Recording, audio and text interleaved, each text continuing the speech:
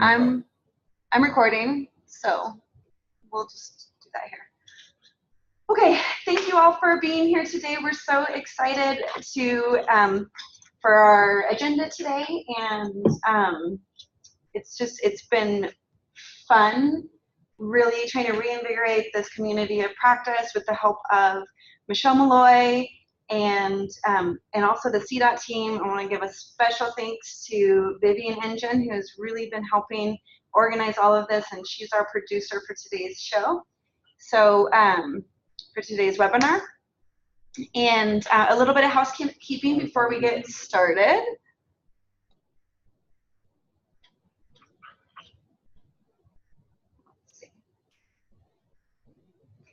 Oh yes, we definitely want you to participate either via chat or your phone. Just make sure that when you do try and ask questions, if you're using a microphone, you'll need to unmute yourself.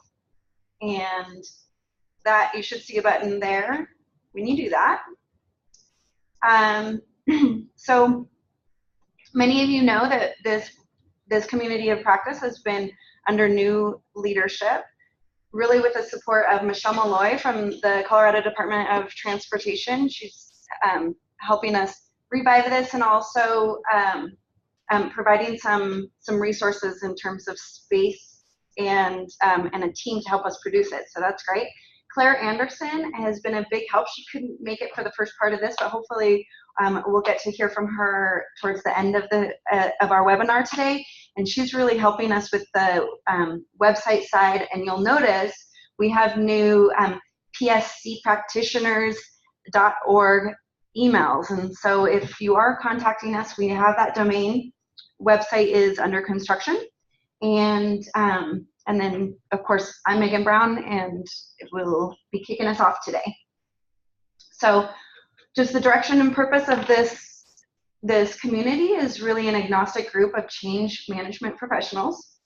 We're going to learn from each other and build knowledge, really making connections. That's the thing that I love the most about this kind of a community. And inspire, lead change throughout the world, ensuring that those impacted by the change are successful with that change. And I thought of you all when I came across this cartoon in that top section where it says, who wants change? Everybody can see that there's a need for improvement. Maybe they want to change, but who wants to change? And you see that there's a lot less positive response there. And then who wants to lead the change? And now the room is just empty. And I think this really speaks to me, because you all in this community are the ones leading that change. You're stepping up to a job that a lot of people really don't want to take on. And there's a lot of complex emotions that go into having to change, and having to lead that change is certainly also complex. So I'm just so honored to be a part of this community of all of these people trying to do such great things in the world, and really ensuring that people are successful with the changes that impact them.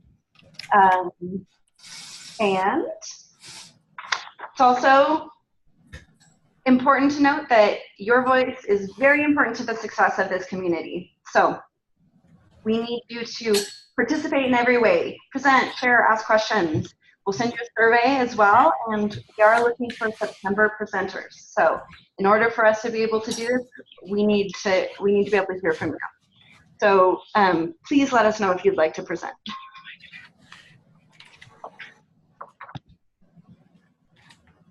Oh yes, and those of you who are coming in, if you wouldn't mind making sure you're muted, just so that we don't get feedback on our line. With that, is there anything from you, Michelle, that you would like to say? Good morning, everyone. I'm attending remotely today from Pueblo, Colorado. So I just wanted to give a shout out to everybody and welcome you. And I hope that we are adding value to what you do in your daily lives working in change management. And again, I'd like to reiterate, Megan said that, you know, your voice is so important for the success of this community. And I just would like to echo that again.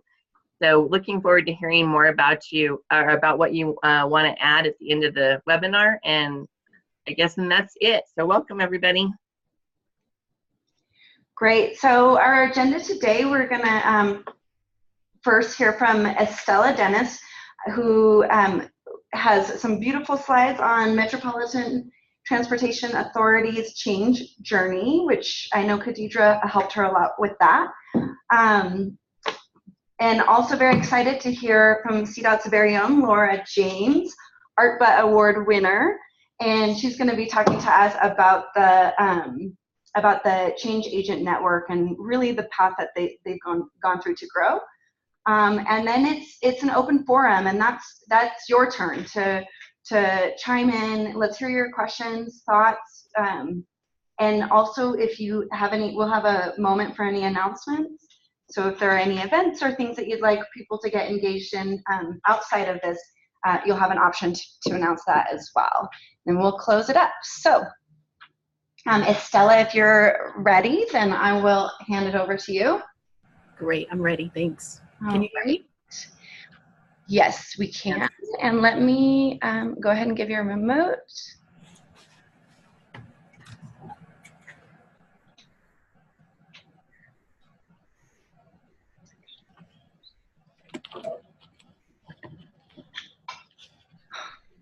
Right at the top, and it's cut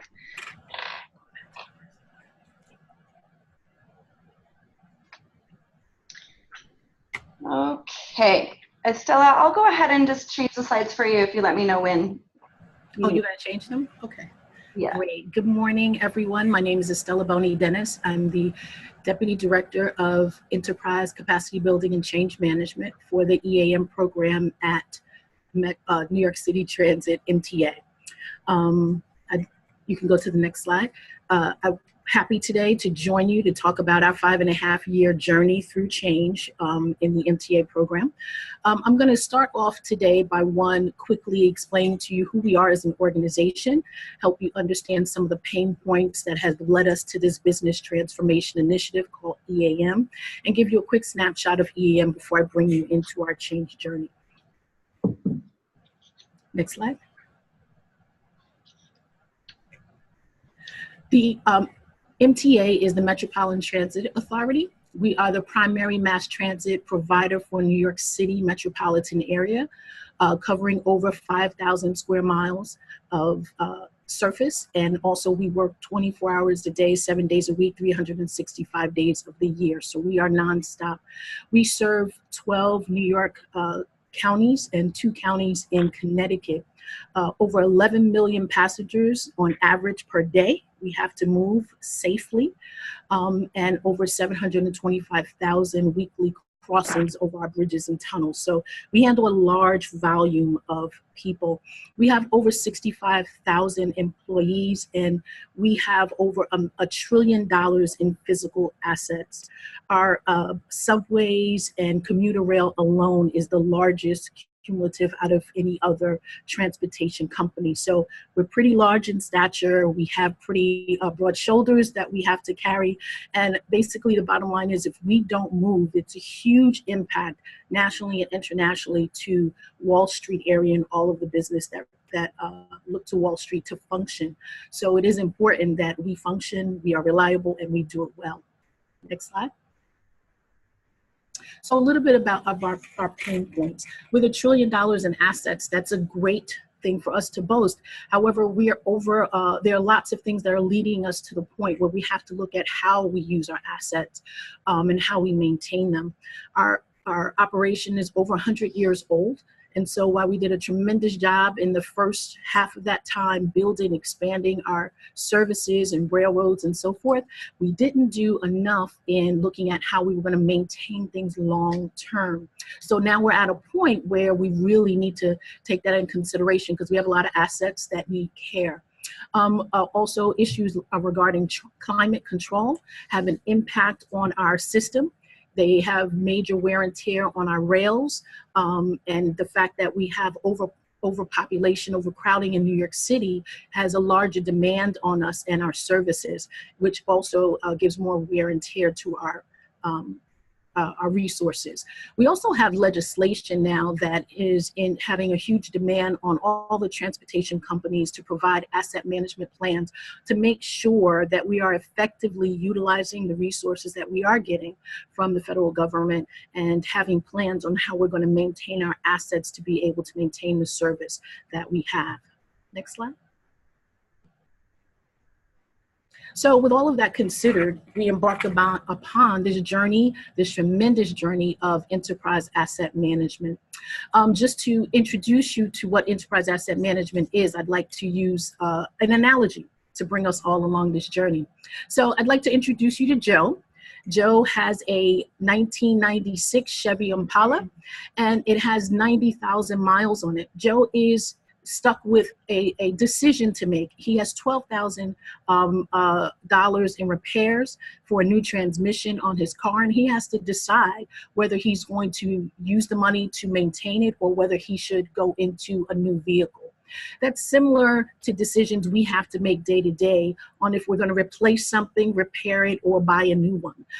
So with us at the MTA, we're faced with this decision, but on a much larger scale. Instead of $1,200 being our problem, we have $1 trillion in assets that we have to consider. Are we going to maintain? Do we need to replace? Or what types of repair and to what extent? Enterprise asset management is a strategic approach to manage the whole life of our physical assets. It requires us to be better at gathering data that helps us make good decisions regarding our assets. It puts us in a situation where we need to look at our business processes and how we go about making decisions. And we need to work more collaboratively across the enterprise so that we make decisions relevant to our capital spending and our operation expenditures in a way that considers the whole life of our assets. Next slide. This enterprise asset management poses, go back a slide, yes, poses for us a huge organizational transformation, a huge paradigm shift in the way we consider doing business. When the initial leaders of EAM, the program director, was looking at embarking upon this journey about 6 years ago, and doing his initial research, he realized 70% of organizational changes at this magnitude fail because they don't have change management. And that's true also for EAM. So with that understanding, he decided to bring in the first full-time change manager into the organization, and that was me. So that's how change management started at New York City Transit. The problem with implementing EAM and change management, it was a huge culture change. Just as much as EAM was a huge change to the organization and how we do business, change management was a foreign concept to the way we do business. We weren't known for engaging employees, asking people's opinion, sharing information before rollout. We were just an organization that made decisions, we executed, and we continued on. Very militaristic, if you will. The challenges from a cultural perspective, because as we know, any well-laid plans, when you have a culture that bumps up against that, it can cause huge risks to the effectiveness of the project, and it also causes huge resistance. So in this slide, you see, it says culture eats strategy for lunch. That is very much the reality of what we were facing when we embarked upon this huge organizational change. I'll tell you a little bit about our culture. We are, even though the MTA is the umbrella organization, the headquarters organization for our collective group of agencies, which are 6. So we are 6 different entities functioning totally separately, but yet this one umbrella company. The agency leaders made decisions based on what they considered was valuable and important for their individual agency without regard for the other agencies. And we functioned fine like that for 100 years, but we're in a new day and a new time. And if we want to consider how we function more effectively, more efficiently, make decisions, financial decisions that take into account the needs of our full operation, we had to start to work more collaboratively. We had to start bringing people to the table to have conversation across agencies, to make decisions that follow kind of that 80-20 rule, that when we're deciding to embark upon something, we're really considering the pros and cons to all of the operation and the needs of what everyone have, whether they have that need today or they anticipate that need for tomorrow. tomorrow, the decision that's made today is made in a way that meets at least the 80% need across the enterprise. So we're saving money on customization, we're saving money on duplication in different agencies because we don't know what each other is doing. It puts us in a position where we have to have more transparency across the enterprise. We are not used to sharing information and collaborating in that way, so that's a change, but it has moved from a place of being foreign to a place of this is the way we do business across the agency. So we had to, from a change management perspective, really pull back from being in the forefront, and we had to kind of function from behind. And so we supported the rollout of the EAM program, but really from a backdoor perspective, so that people would start to say, wow, that feels differently, or that transition, that small part of the transition, we experienced it differently, and they would say why, and then we would introduce change management from that perspective. Next slide. So as I mentioned, when we started off, we were just applying EAM to New York City Transit, but then the president of New York City Transit became the chairman of the MTA, and he found the value not only for New York City Transit, but for all of the MTA. So now, instead of us supporting the rollout of EAM in one agency, and that one agency has three parts, which is New York City Department of Subways, Department of Bus, and EVP, we now have to support 6 distinct agencies in the EAM program. We realized from that perspective, next slide, that we had to change our approach. We were going from, if I can use this analogy, if you will, we started off building a house and applying change management to one house. Now, yes, this house did have, it was a 3-family house. It had Department of Bus, Department of Subways, and EVP, but it was still one structure, one house, one set of rules. Now that we've incorporated the other 5 agencies, it's like moving into applying change management for a subdivision. There are different kinds of houses, different rules, different palettes, different considerations. And we had to figure out, how do we do that? And so we moved into an enterprise change management model where we move above the day-to-day project application, and we look at decisions that were being made across the enterprise and how we can support the impact of those being effective. We looked at building our internal capability. So as opposed to just doing communications, resistance management, all of those things for the one enterprise, we're now looking at it across the enterprise, but we're looking at how do we globally start to prepare ourselves to be more mature in an organization as a change model. How do we build that internal capability? So not just for this initiative, but for other initiatives, we as an organization are prepared to do change better. It's a huge undertaking. So I moved from just supporting New York City Transit to now working at the headquarters level, supporting across the enterprise, specifically for the EAM program. Next. Our structure changed as part of this initiative, where before, as I mentioned, our leaders made decisions in silos relevant to only their agency. We now had created an accountable executive structure where our agency presidents had a responsibility for this one of the 6 or 8 buckets within EAM, and they had to look at those considerations in that bucket across the enterprise. The work of change management was pulled together in the asset management, culture, knowledge, capabilities, and change management bucket. We had the wonderful opportunity to work with the chief of staff for the MTA, who also saw the vision in effective communication and change management and developing people to be effective in this space. She led us to a place where we could really start to institutionalize some of these principles and supporting concepts that we needed to build this internal capability. Next slide. So just to tell you a little bit about our change journey over the years. In 2013, I was hired and we developed the business case for change management. We were then working with, I had a team of folks from other agencies, 4 people who were also trained in ProSci, and we set out to create the business case for change management. But we were only applying change management to one agency, New York City Transit. By 2014, Two of those individuals had left. One had left the organization, one had gone on to another department and was no longer doing this work. And I brought in 4 interns. So it was myself as a full-time change employee and 4 interns. And we really started to make the mark of change management in the organization. We supported the POC concourse, which was the proof of concept for the first EAM rollout. And that was very successful. We were able to document the value that EAM had in that initiative and support. We created some multimedia communications that also were very well received, to the point where the FTA has asked to use a video that we created explaining EAM to use for other transportation companies. So we're pretty proud of that. 2015, 2 other agencies had bite the bullet, if you will, and decided to bring on full-time change managers. So we now had some additional support, or at least allies in the world of change management, who believed in what it could do for their organization.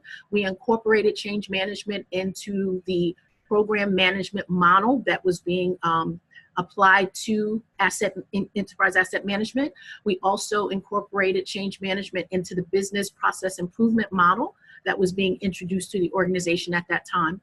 In 2016, we established some change management networks across the organization. Again, having my accountable executive in our corner was tremendous. And she was basically our executive sponsor support for change management, and really helped to break down barriers to help us expand in that enterprise space.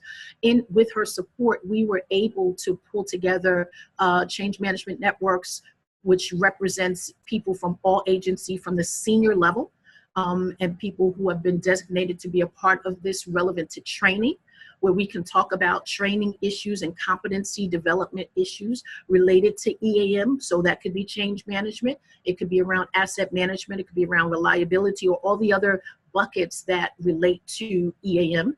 We also created a corporate communications network, again, with the heads of corporate communication from all 6 agencies, to talk about the communication challenges and initiatives that we wanted to undertake with EAM, get their input into the process. So it wasn't a dictatorship. It was, here's what we're thinking, but you guys know best. So what do you think would be the best approach? And to find that, of course, different approaches needed to be taken depending on which agency we were going to be addressing.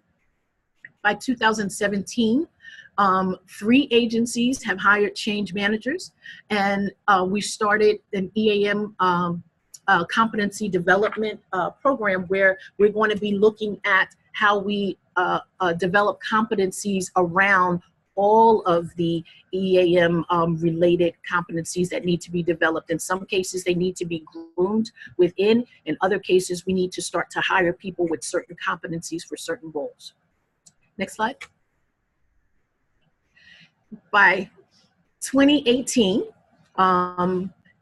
things that we are embarking on this year and have started and will have done or in a major process before the end of the year is the enterprise communication strategy. We're very proud of that because it's the first strategy that crosses all the enterprise. It'll be an evidence-based communication. It will span the gamut of the different types of communication mediums that we could possibly use. But to start that process, we are doing an enterprise survey around EAM awareness. So this survey has started us on the journey of going out to develop, to host focus groups in different agencies to find out if they had seen any of the communication that is already done, to give us feedback on what types of communication work best for them, to also provide us input on how they would like to receive communication, where, when, how often. And so we were able to really get some feedback from different levels in the organization on what would work best. That's the first time they've had the opportunity where we're literally going out to people in the field saying, what do you think? They really appreciate it. It helped open the door for EAM, just the fact that someone was there talking to them, asking them their opinion. So now it really softens them up to the implementation of EAM in their area when that time comes.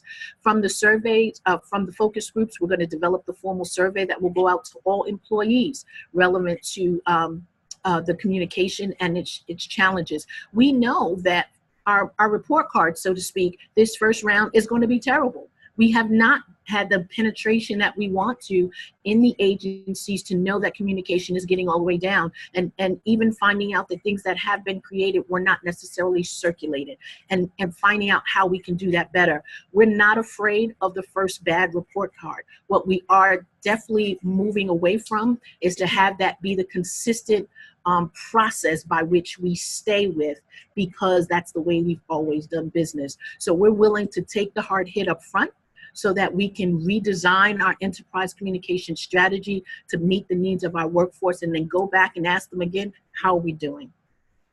Another thing that we developed this year is our change leadership. In addition to the training and corporate communications groups, we've also added a practitioner group to our change leadership network. The practitioners are 12 pro-side change management individuals who have been trained and developed in the pro-side methodology. I am coaching them to execute change management within their organizations and agencies. And the beauty of this is that they have the direct buy-in from their senior leadership to do so. I'm going to skip down to the change management capacity building program because it kind of links to that. That program is something that we rolled out beginning the end of last year.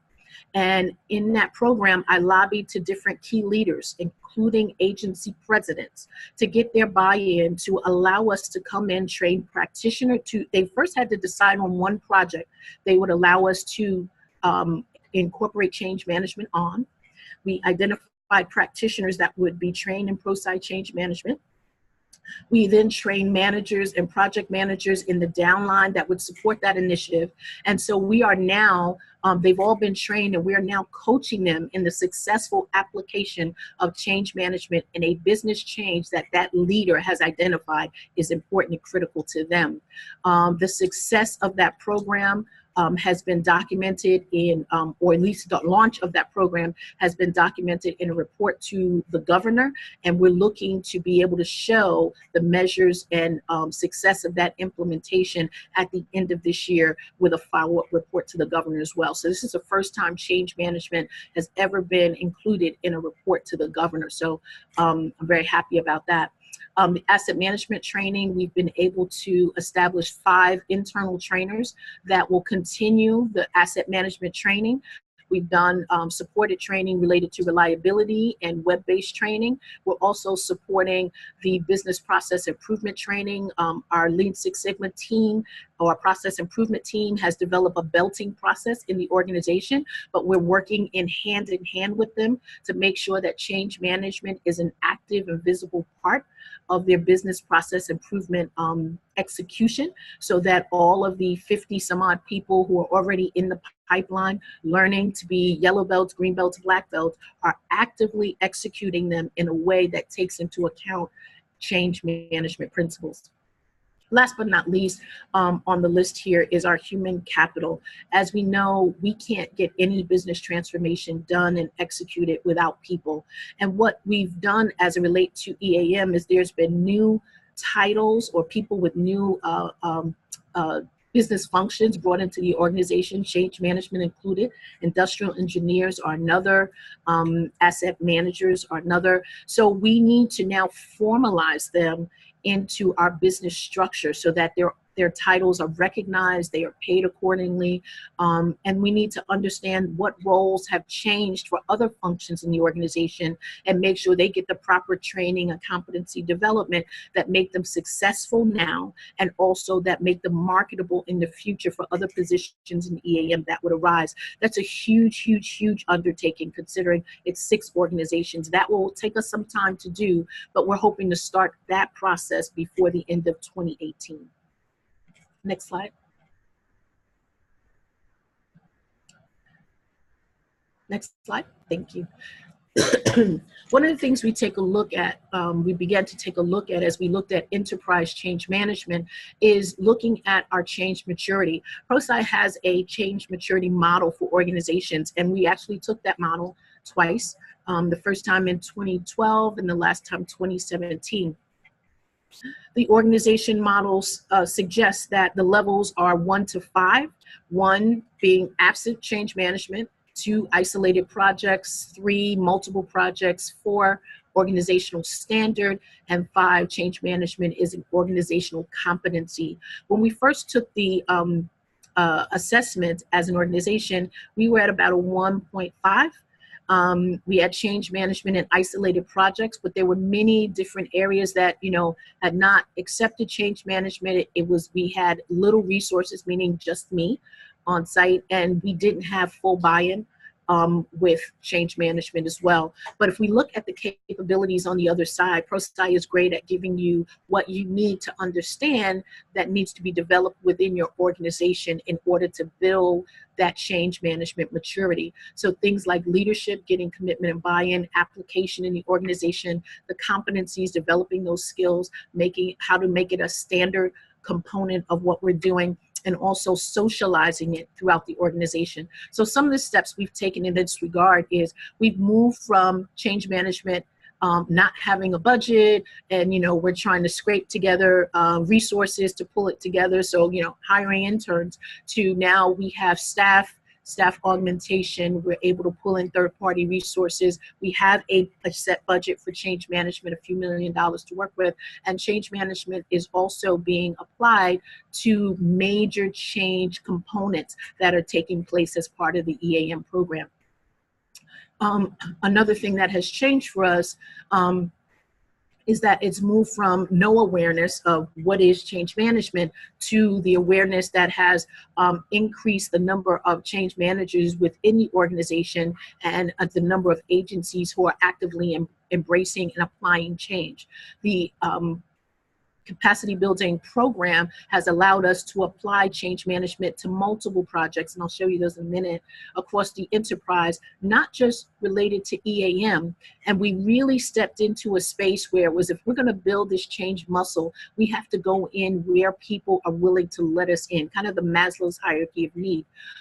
We have to go in where they have a need, demonstrate the value, and that will open the doors for us to do more. And that's proven to be absolutely on point. We've been asked to expand our change management reach and approach based on the fact that we've started to have some success, and the leaders have seen the value and importance of change management in the space that they first allowed us in. We're developing competencies in change management. We went from just having myself as a certified trainer in ProSci methodology to now we actually have 12 people certified in ProSci as a practitioner. I'm still the only one that does trainer. But we are expanding our reach even in the business process improvement program. We've selected a vendor who actually has pieces of change management incorporated in how they teach business process improvement. So we're intentionally embedding the competencies, creating it as part of the standard across the organization. Next.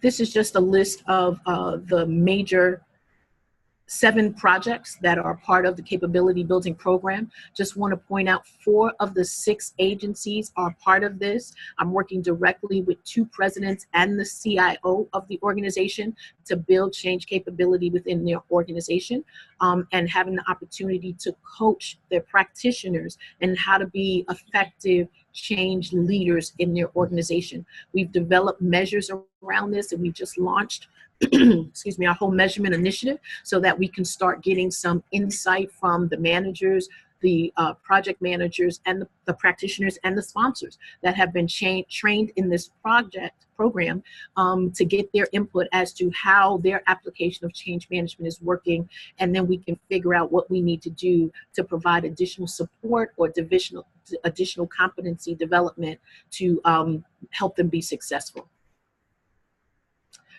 Next slide. So this slide just speaks to kind of how change management filters in our organization. If we could give you a 1-slide snapshot. So at the enterprise change management, we hold a portfolio of change management, and it supports even our business process improvement. It supports how we execute our PSI, which is the implementation of our full software application across the enterprise. Everything that has an enterprise touch and feel, that's what we are applying change management to in the full portfolio across the organization. At the program level, we have our practitioners working in their agencies to look at their change application in their organization specifically. Then we have we have managers who are trained, managers and project managers who are trained at the project level on how to support change being implemented in their organization and also how to incorporate it into project management. And so it's an effective rollout in the operations. So that's kind of the funnel version, if you will, of how change management is being instituted and utilized and supported throughout the organization. Next slide. So our initiative in change management is to build change capability, is an investment in assuring our leaders and workforce can deliver the critical results needed for the MTA, for our internal and external customers, recognizing the importance that our work has for the livelihood of so many, getting to and from work or where they need to be, and also just the value that we bring for people to have a confident and safe transportation system. Our motto, if you will, in our change management team is that we're looking to implement change that lasts, not change for the moment, not change to check off in a box, but something that we can look back years later and say, because we were there, this is different and it's better. So that's kind of our approach and objective. Next slide. So I'd like to open the floor now. If anybody has questions or anything about our journey so far or where we're headed, I'm welcome to answer your questions. Great, thank you, Stella. That was so much that you're doing. I'm guessing there are quite a few questions, and Alex is monitoring our chat panel, so he'll go ahead and announce some of those. Absolutely, yeah, we had a lot of great comments. Everything from "this is great" and "it's awesome to know success is possible."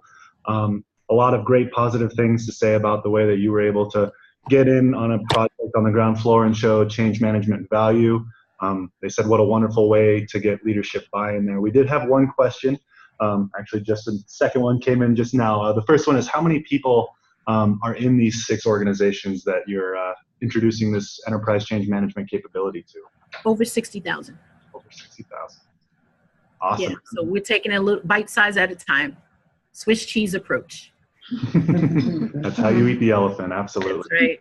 Another question came in. When you first became a change manager, what certification did you have? When I first became a change manager, I walked out of the interview. My boss handed me a whole lot of books on ProSci and was like, okay, let's go.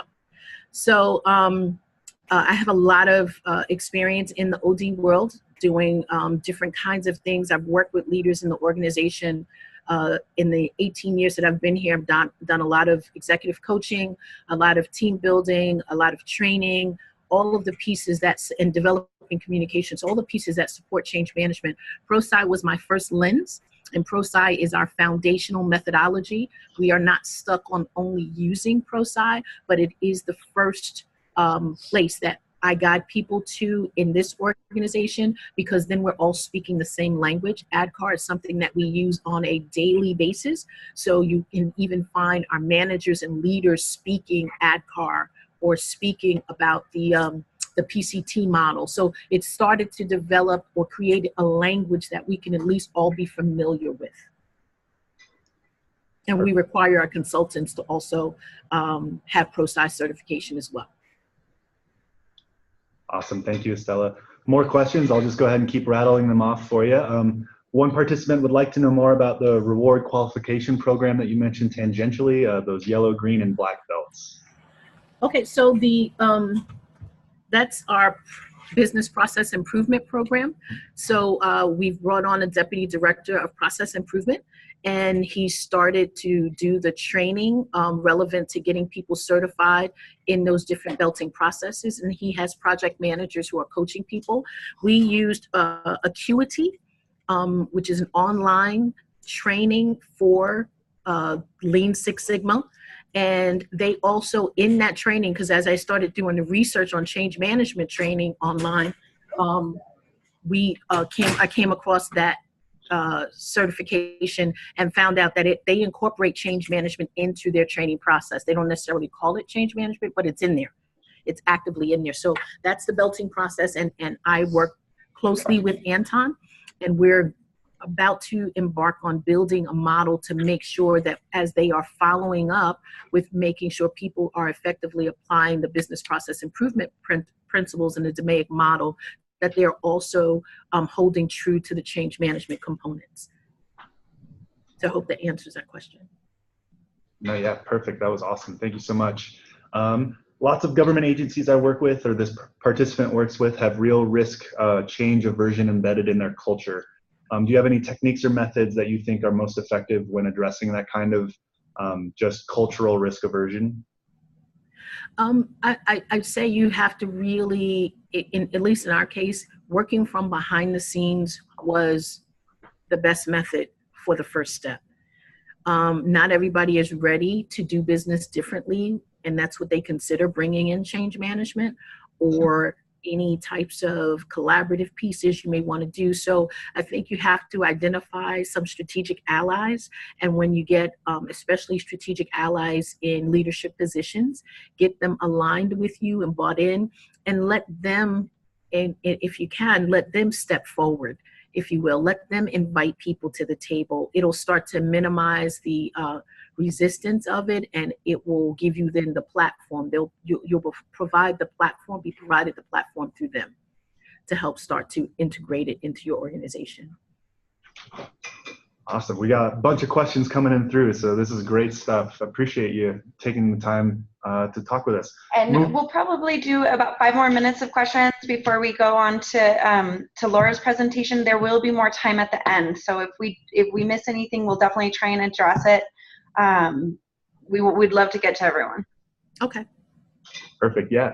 So moving right along, how were the change management practitioners from the agency selected? Or were they full-time in that practitioner role, or voluntold potentially? Possibly some of both. There are, as I mentioned, now four full-time change management practitioners. And so those were a no-brainer. But the others were selected based on, the agency's need. So for example, the most progressive example would be Bridges and Tunnels.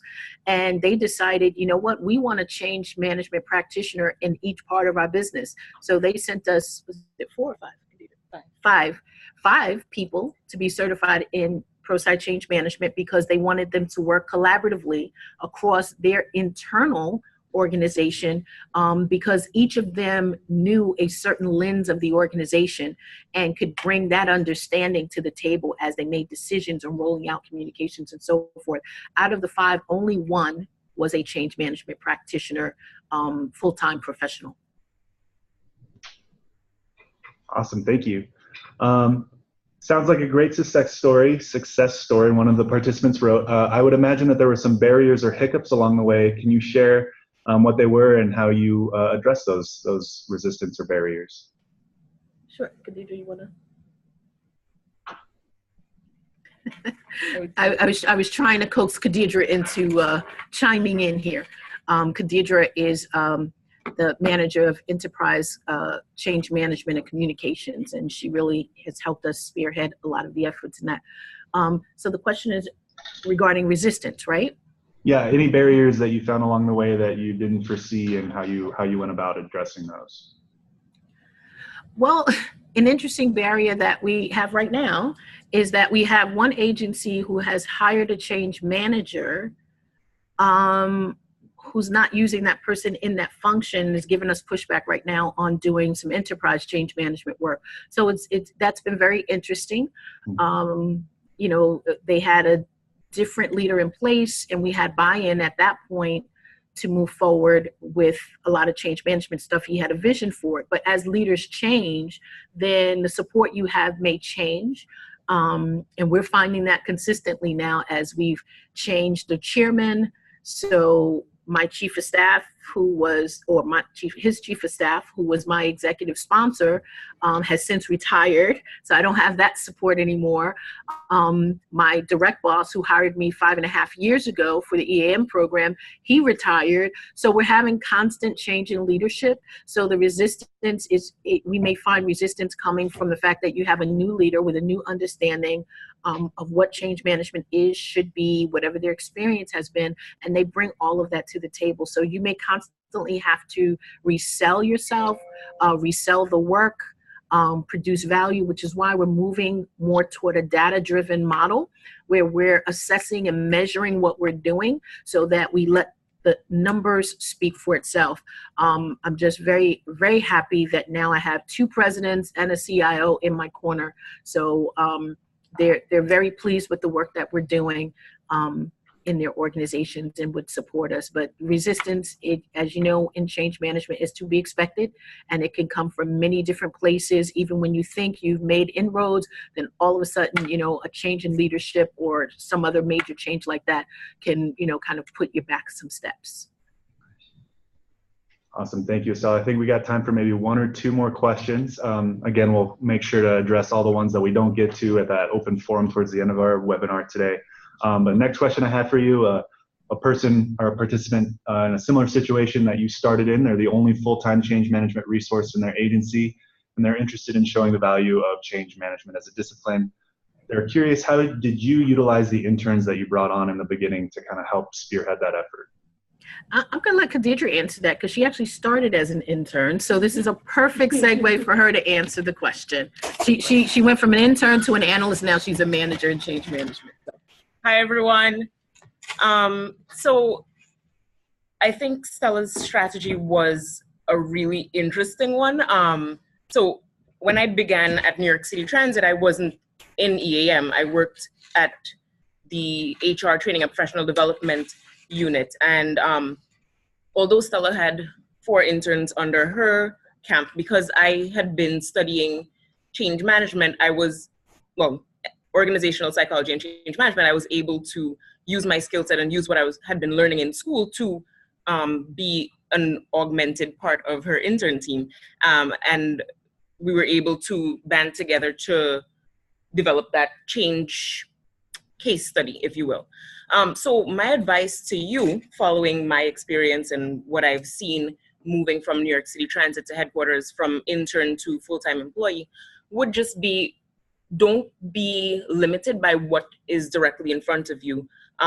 Leverage your network.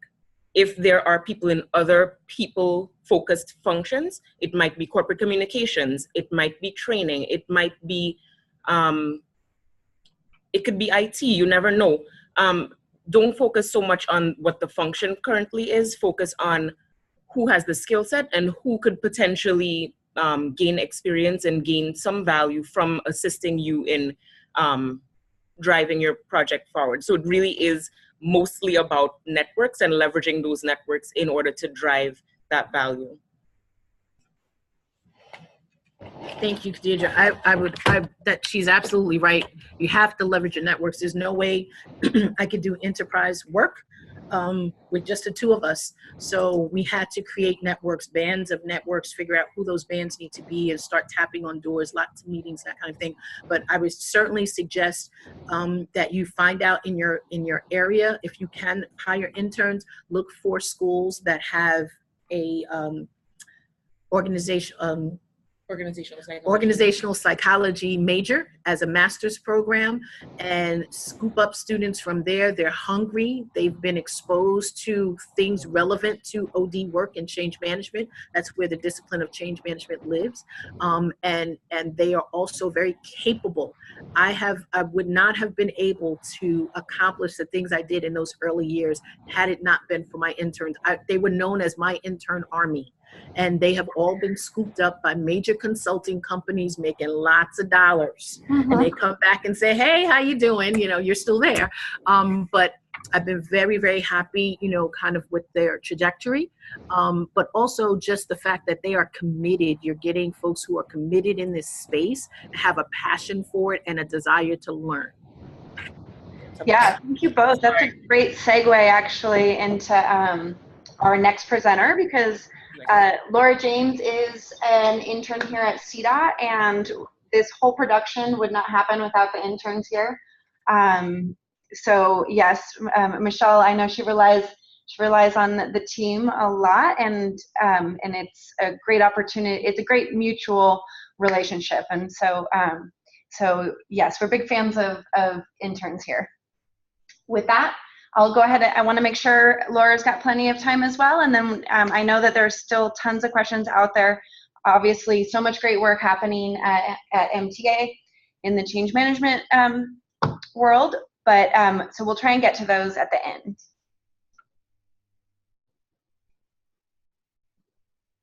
Okay, hand it over. Thanks, Megan. And is everybody able to hear me as well? Yep. Yes. Okay, I'm seeing some nods. Good. Okay.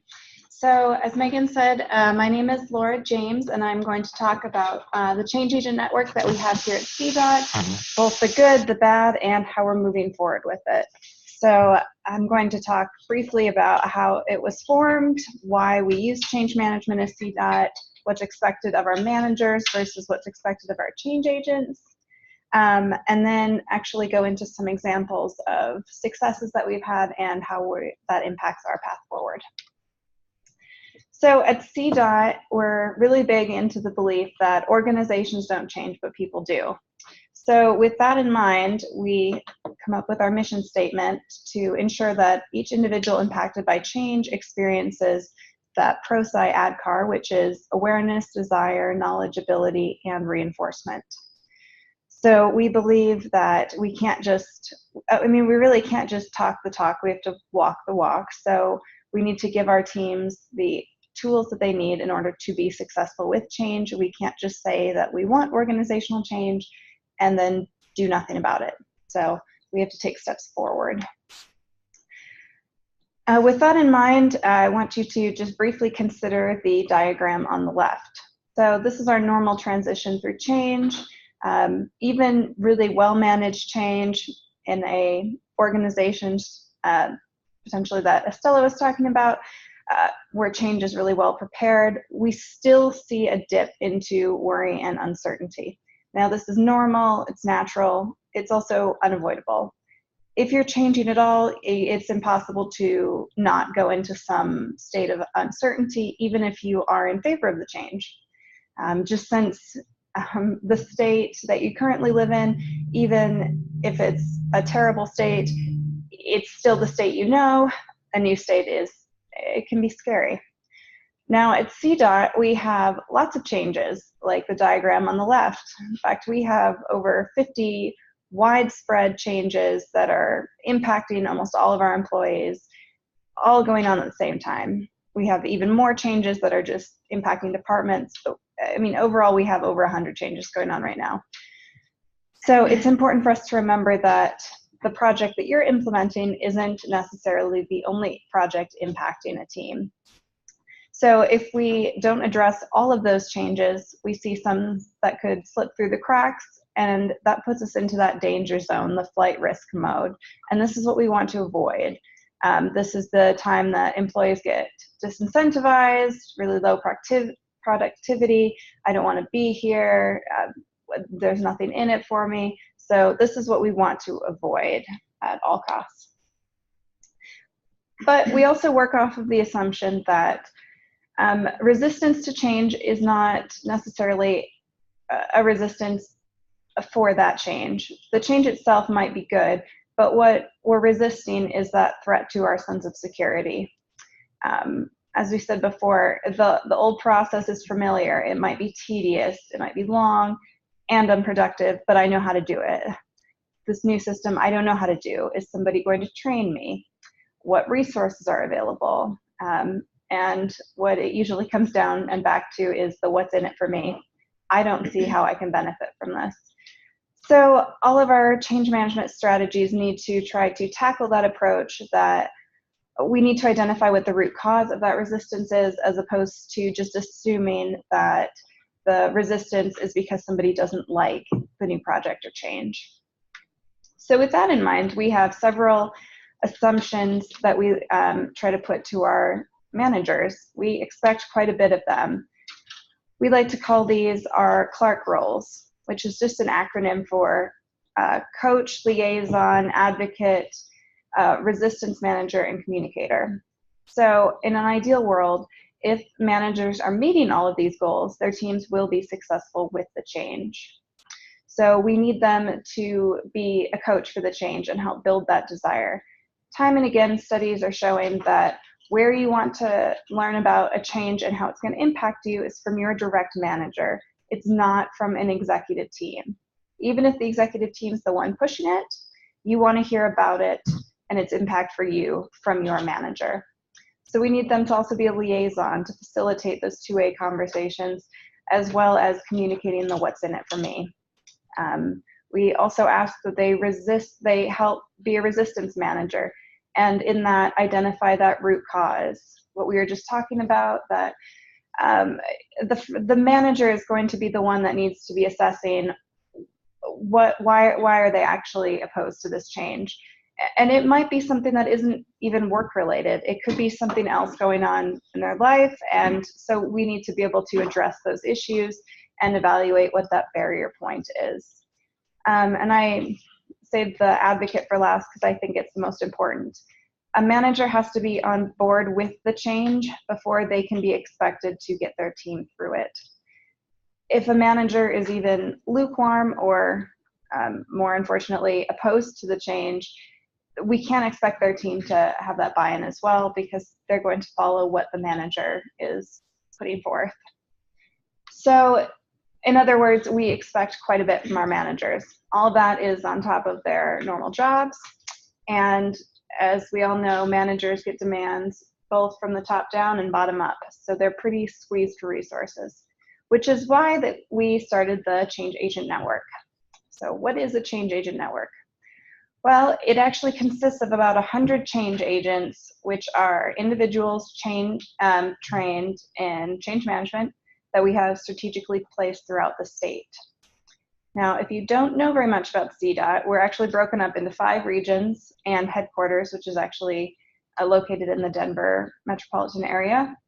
We're spread over 200 locations with 3,000 and a few more employees. So we're pretty widespread.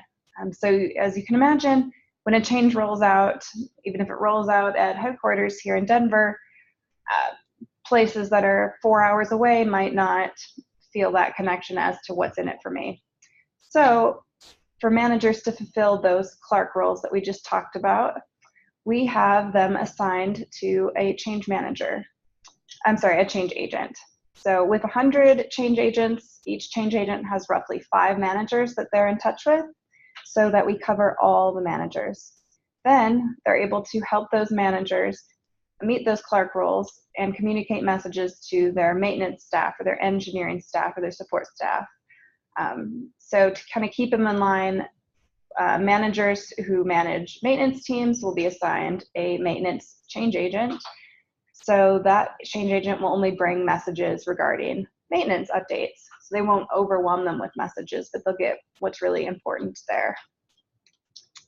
So we needed to start somewhere. We understand that this isn't a perfect network. It's in the state of process improvement. We're always trying to improve it each year. We re-go over our strategy and decide how we can make it better, take feedback, but we needed to start somewhere. So we started in 2012, so we're about 6 years in. When we started, we had about 20 change agents and only 3 projects that we were working on. Today, in 2018, we have about roughly 100 change agents, 5 sponsors, and over 50 projects. So we've grown quite a bit, and as you can see, it's really not necessarily even that we've grown in terms of how many projects we're at CDOT, but we tackle a lot more now in the Change Agent Network. So we're addressing a lot more of those so they don't slip through the cracks. And I'd like to just briefly dive into what is a change agent and how that role differs from the role of a manager. So I just covered the 5 roles that we expect of a manager. A change agent covers some of the same things. We also ask that they are facilitators, that they help enable those crucial conversations that need to happen, as well as being an advocate.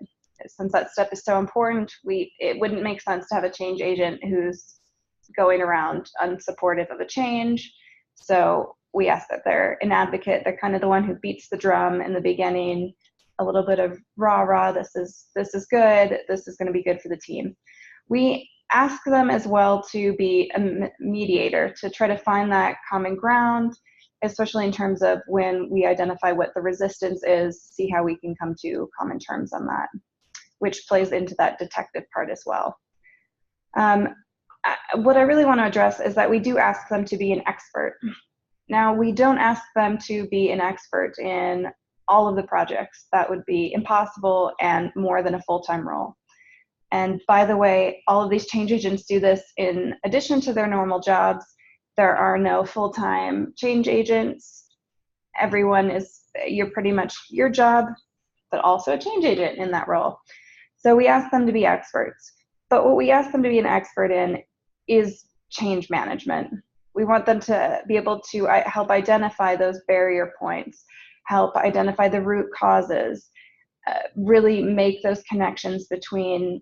So a good example would be a few months ago we rolled out new tablets, and a lot of them were going to the maintenance staff.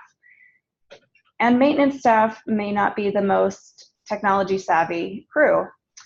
So I mean, and a maintenance change agent wasn't as well. So he wouldn't be necessarily an expert in the technology of the new tablets, but what he was an expert in was, and I should say he or she, we have a diverse staff. So what they would go and say is, you know, I'm not an expert in this tablet. However, I can tell, I have the resources to tell you when the trainings are, who our resources to touch base with is, when we need to have the tablets by, when this rollout is, who can I go to questions with, and what happens if I have technology issues. So they're kind of that go-between network there. So now I get to talk about the fun part, our successes, yay. We have had several, so I'd like to brag about them a bit. So really the benefits that we've seen so far from the Change Agent Network, at least in my opinion, are that it's truly a platform that connects our middle managers to project managers, and that connection is the Change Agent Network. Generally, we can see a bit of a disconnect between the project manager is very technical and involved in their project, and they may not be considering the questions that middle managers have, or we might not have that connection for them to be able to ask those questions. So each month we have a monthly Change Agent Network meeting where we bring in really hot topics, as we call them. They're changes that are going to be impacting a lot of people and we want them to know more about. And in this meeting, change agents can come with questions that they have of how this is going to impact their team, and project managers are expected to be able to provide some answers to those, as well as other resources that they could touch base with. So we have that channel now, which kind of plays into number 2, that this helps increase our project visibility. In government, it's always extremely important that we're transparent in how we're using our resources. Are we on budget? Are we on task? Why are we doing this? That's probably the most important one. We need to be able to justify our actions. And this creates that visibility so that even if, you know, something, as I said, is being rolled out in Denver, everyone throughout the state should be able to ask those questions as to why it's impacting me and why are we doing this. So we have seen this.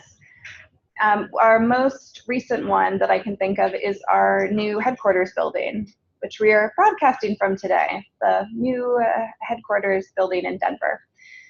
It was a huge project. We actually relocated about a month and a half ago, and it was somewhat controversial in ways because we needed to move over 700 employees and from several locations. We're moving the headquarters staff, but as well as some of our regional staff into the same building. They were still retaining we're still differentiating between the regional staff versus headquarters staff, but there was fear that, you know, some people would get absorbed into the overarching headquarters, which wasn't true, and we wanted to convey that that was a myth, that wasn't happening.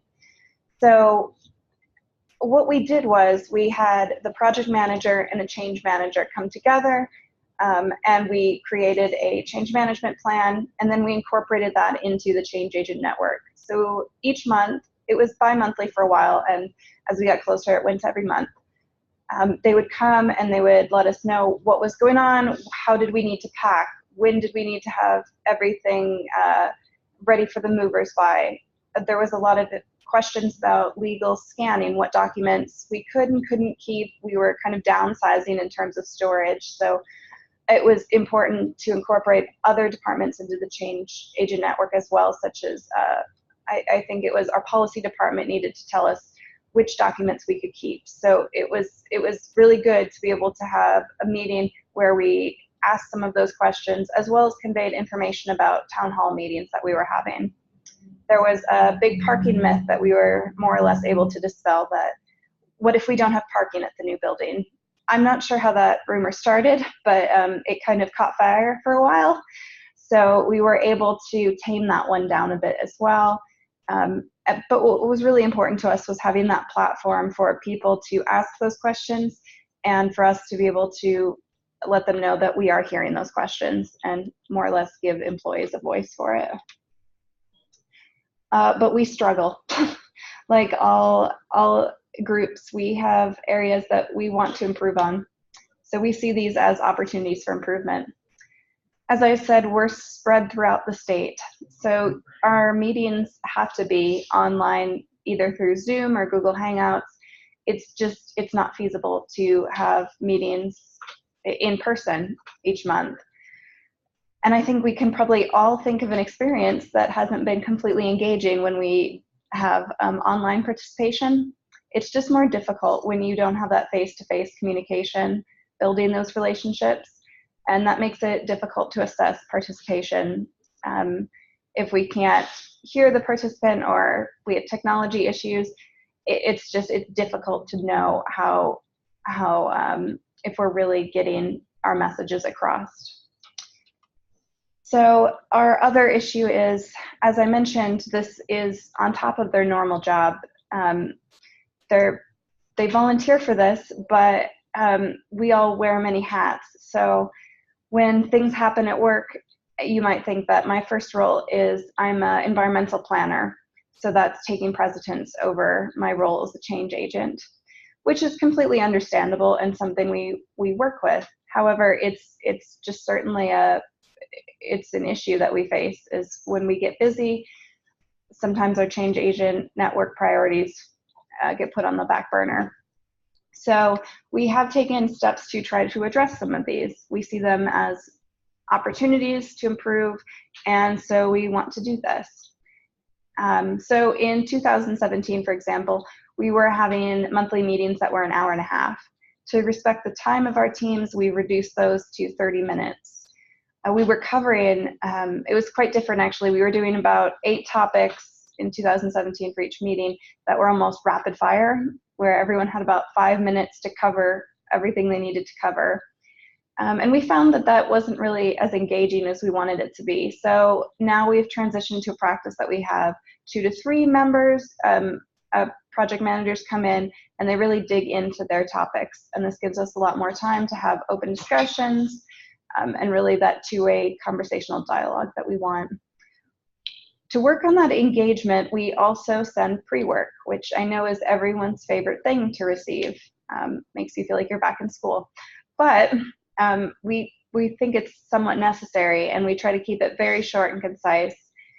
It's never something that you actually need to do, but it's almost always something you need to consider so that you come prepared, knowing what we need to discuss, thinking of it, if it's a project that you need to address, just so you're aware of what's expected of you in the meetings. We've also tried to change our outreach approach. We were sending just regular emails before. I've been trying to change this a little bit to make it more visually appealing and see if that helps with our engagement piece at all. I want to make it, easy to identify our action items quick and be able to take in what was put forth at the meeting in case somebody wasn't able to attend. We want to, of course, encourage participation and have members attend, but we do understand that life happens, so I don't want that to keep somebody from getting all the good information that they need to give their teams. We've also rolled out some new courses. I believe we just partner with ProSci, so we teach the ProSci methodology, but within a CDOT setting here. So we have that course that's still the 3-day course, and we are working on getting all of our 500 managers throughout CDOT through the 1-day change management for coaches course. But our new one is that we've rolled out a half-day all-employee course. Now, why this is really beneficial is that it's going to create a common language through CDOT. I know Estella was talking about the importance of having that common language of ADCAR and touching on that every day. And most of our employees they've never heard of ADCAR, they don't know about it. If you really haven't taken classes on it, why would you be familiar with it? It can sound like a more complicated form of communication, which it's not, but if you don't know about it, it can seem like that. So this will, it's just gonna be like a quick 4-hour course. It's gonna be a down and dirty on change management, and that should really help not only the managers in conveying some of these messages, but also help the change agents in fulfilling those roles, since we'll have a more common language for them to work off of. So I'd like to just open it up for questions. I know we had several, so I want to be able to give time for that. Do we have any questions? No? Not yet. You're more than happy to unmute yourself if you have a question to come through for Laura, or you can send them to the chat pane and I can read them off for you. But because were you able to share the materials for the employee course? We can't yet. I believe we had our first course a few weeks ago, maybe 2 weeks ago. So we haven't been able to share that yet, unfortunately. And I can speak to that. I worked on piloting the course. It is a ProSci course, and so it's ProSci material. We, I think, have been able to host some outside agencies in training them as change management practitioners, but I don't believe that we can actually share that material. Mm-hmm. Yeah, I think that's correct. I'd just like to open the floor. So any questions for either me or Estella, because I know she had several that I want to make sure we're able to address as well. Absolutely. We are starting to get some questions come through this chat pane. So a question here says, what strategies do you employ to get employees to the offered change management trainings? We get a lot of pushback, not part of essential job functions, not enough time, etc. So what are you doing to help encourage participation in your employee trainings? So I would say, we have the same issues. That's certainly not a foreign issue here. We get that pushback as well. Fortunately, our executive management team is quite supportive of it. So we do get some of their support in that way to say, hey, this is something we're doing. We need you to do it. It's expected because it's going to be a benefit to both you and to the team. I would say overall, in terms of our messaging, in ways that isn't just like a push, you need to do this, we really try to share the what's in it for me. How is it going to benefit you as an employee more than just management said you should do it? And I'd like to also add one thing to that. Every 2 years, the state of Colorado does an employee engagement survey. And about 3 years ago, the employee engagement survey came back, and every year, every organization creates an employee engagement action plan. And we tied our manager and supervisor training to the employee engagement action plan. And right now, we're sitting at about 93% of our managers and supervisors are done with the training. And that means that we have that about 6-7%, and most of those are newer supervisors. So we will always have that maintenance mode for managers and supervisors. But then this last year, our employee engagement survey came out, and now we've tied our employee course to the employee engagement action plan. So our goal will be to get all of our employees through the half-day course over the next 2 years. And thank you, Michelle. And just to add on to what Michelle said, I know one of the questions that's been asked was that, they get a lot of pushback from those managers. But it is a required course actually for our 500 managers and supervisors. So it does come up under their required course learning training. I don't know, Michelle, if you want to add anything else to that. Yeah, I think people in general are just really busy, and so for us to say you're required to take this training creates resistance initially, but once they get in the class and they learn about it, I think that's when we see the light bulbs going off, you know, and they get really engaged. I taught the first half-day course for employees 2 weeks ago, and it was the most interactive session I've ever had. You know what I mean? So I really think that once they get in there and then they understand what it is, then they leave, they leave feeling empowered. And I was wondering if I could jump in, Michelle and Laura. This is Gary Vansuch from Colorado DOT. Certainly understand the issue that folks have of getting some pushback. I think it's important for everybody to realize this isn't just a course. This is a way at CDOT that we want to ensure that everyone who's impacted by a change is successful with that change. And we've had those discussions with our executives, and that's an important. And our executives buy into that. Now, that's not everything. That's necessary, but not sufficient for making progress. But I would encourage whoever had the question. Certainly, we've been there. But certainly might want to have you start with your managers and executives to say, do you agree that we should have everybody successful with every change? Or are you looking at 80% or 50%? I think those kind of percentages other than 100% are silly, or even worse than silly, perhaps destructive to the organization. If we think that only part of the people have to be successful and everybody else gets left in the dust, wow, there's bigger issues than do I need to go to a course. We want everybody to be successful with every change. And again, that's necessary but not sufficient. I also encourage you to build on your successes. We've published on our external site successes where people have said, you know what, we've taken ADCAR, we've taken the concepts, and that's really helped us.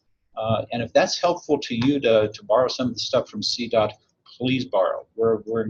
We encourage you to do that. Again, sorry if that sounds preachy, but I get pretty passionate about this. And Michelle and Laura, thank you. Alex, are there any more questions for me or Estella? Absolutely. We have several questions in terms of how to access resources or the presentation afterward. And I know Michelle may have much earlier in the presentation added that in the chat. We are building a website to house those resources and presentations. It's still under construction right now, but as soon as we get that up and running and a place for you to access those resources, we will absolutely be in communication with you all and make sure that you can go back and look at all of our presentations and any resources or materials that we might add up there. So you can absolutely expect to hear more from us, and we're excited that you are seeing the value in these presentations. That's a great thing to see. Also, for now, if there's something you're really interested in, feel free to reach out to any of the presenters, myself, Claire, Michelle, and we can also help you get that until we get that website up and running at least. And as far as this recording goes, we had I believe it's recorded. I'm not sure exactly what's being captured because we're having some technical difficulties with this particular computer. So hopefully we got everything we needed on that, but just fair warning. Perfect. Yeah, so a couple other questions. Gary and Laura both touched on this a little bit, but I want to make sure that we answer this question. How do you go about getting management support for these courses? They're often the ones who voice the opposition. It's not essential. It's not enough time. Is there any particular efforts or campaigns that we do to make sure that managers are supporting their employees going to these courses? Well, I knew the one-day course that we talked about, that change management course for coaches, is specifically geared to helping them achieve those 5 roles: the communicator, liaison, advocate, resistance manager, coach, so that they're better aware of how they are helping their teams. I will say that, as Michelle said, there is certainly some pushback in terms of, as I think there is for anything that's required. However, we do try to brand it in a way that isn't we're pushing this for you, but if your team is more successful through a change, that's less of a strain on you. You certainly have more to deal with as a manager if your team is struggling through a change than if they are successful with it. And then you're also fulfilling your role better. And I think giving them good examples of the projects that have integrated change management, and you say, remember that change when it was implemented, You know, was it smooth? Was it easy? And getting them to connect that. You know, if they got all the information they needed to get their people through the change, that it was a smooth change versus something that wasn't smooth, you know? And so I think that helps them understand how they play that role in change. I agree. And I think that actually successful change successful change leads to more successful change. As Michelle said, when employees see a change that's rolled out successfully, I think that also gives us more support to once again go back to the managers and say, see, this, you know, this does work, this is beneficial. We used change management on this project and it worked well versus this other one and it didn't. So this is why we need it. Actually, Estella, do you have anything, how does your team work with pushback from managers? Pretty much the same as what you described. We can look at kind of, step back from, we have a lot of people leading this initiative who have a financial background. So we tend to we're collecting data related to numbers. So what's the overall impact or budget for this initiative? What is the expectation? Then we look at what percentage of that change has to do with people doing things differently, adopting something new, what have you.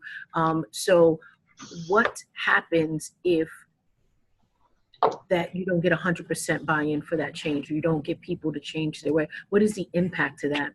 And is that a loss you're willing to take? So we kind of get them to look at what they already have going, the expected benefit of that, what happens if they don't meet that, and would they be willing or open to the opportunity for us to help support them being successful, meeting or exceeding their expectations? Almost try to find a way for them to not be able to say no. What leader would say, no, I don't want you to help me succeed or exceed my expectations? Of course I wouldn't want that.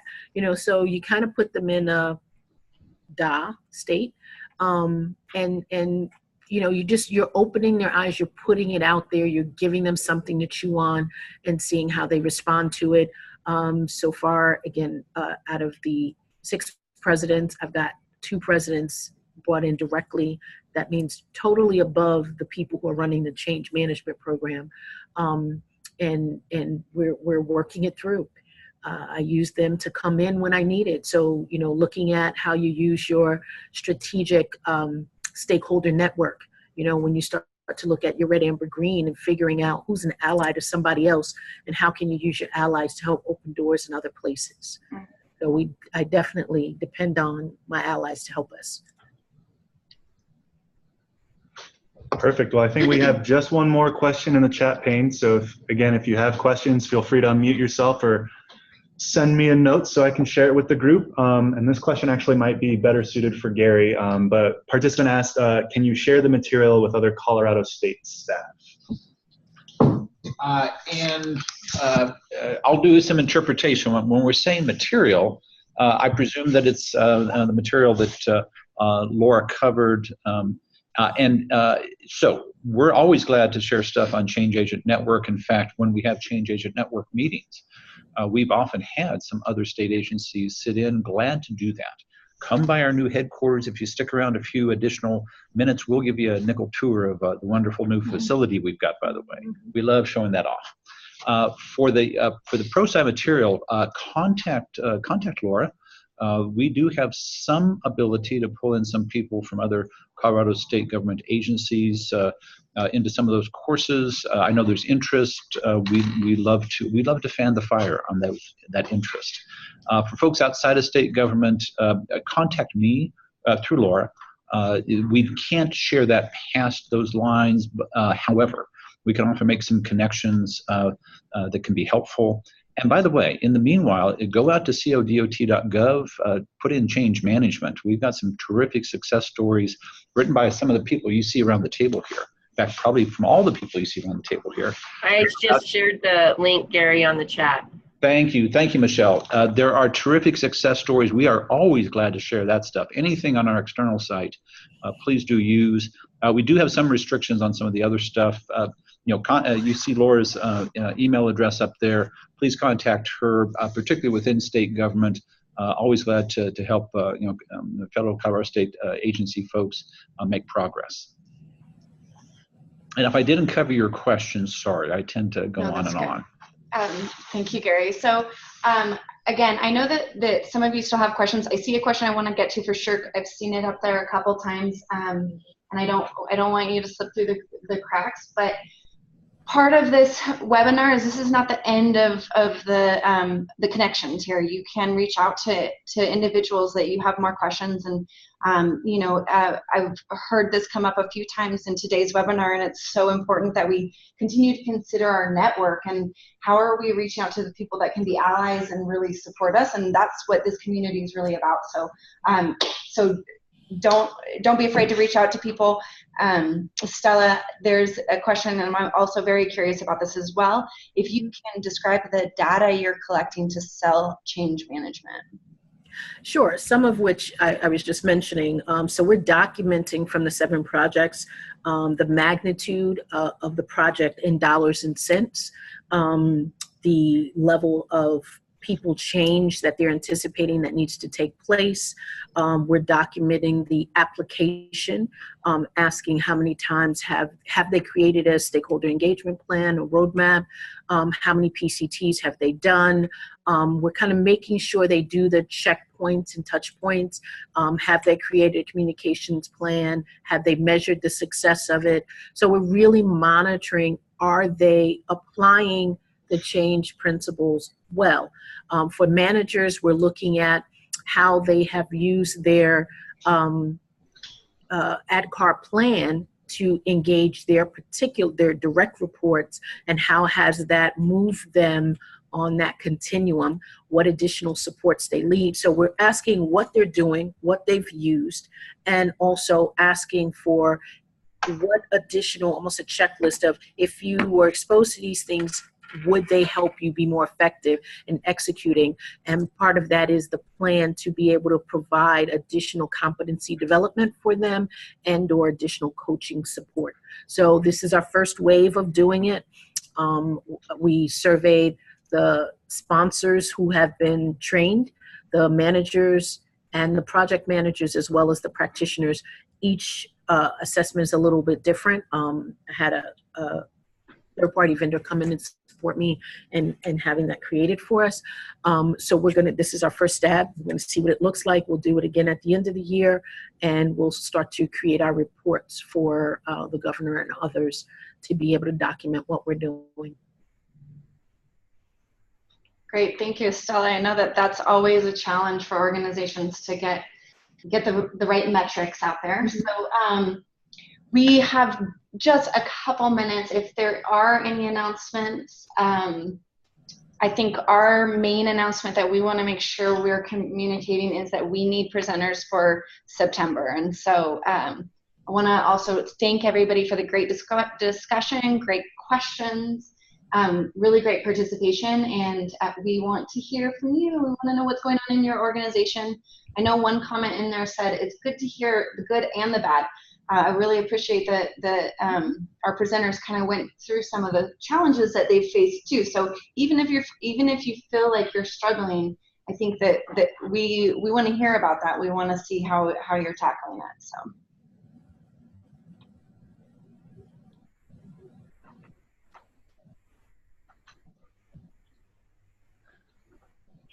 So. Participant asked if you could put the contact info back up on the slideshow. Oh, yes.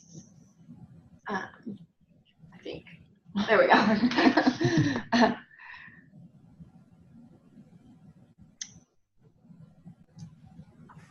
And I think I saw Claire log in. I don't know. Claire, you've been a huge help with this community as well, and you might be able to speak to our upcoming website if you're out there.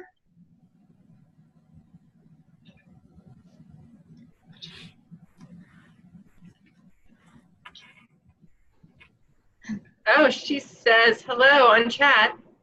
All right. Hi, Claire. Well, Claire is really doing tremendous work trying to get that website going. So be looking for that communication. Also be looking for our new emails. Here. So it's the pscpractitioners.org emails. Make sure those aren't going to your, you'll still be getting CDOT communications, but make sure those aren't going to spam. And I think with that, we can wrap up. Yes, hello everybody. Sorry, I was on mute for a little bit. That's all right. Did you want to add anything, Claire? I just think you all did a phenomenal job. I wanted to thank the presenters as well for providing all the information. Even though we're heading up this particular organization, this particular foundation, it's so nice to learn from others who are in the field at the same time. So I'm just really grateful to be a part of this community of practice. Yep, I echo that sentiment. So thank you everybody so much. Thank you, Michelle, Claire, Vivi, Laura, Stella, Khadeidra, everybody. And we look forward to seeing you in September. Great work, team. Thank you. Good. All right. Bye, everybody. Bye. Bye. Thanks, folks. Nice job. Did you guys learn stuff? Okay, how do I get to meeting?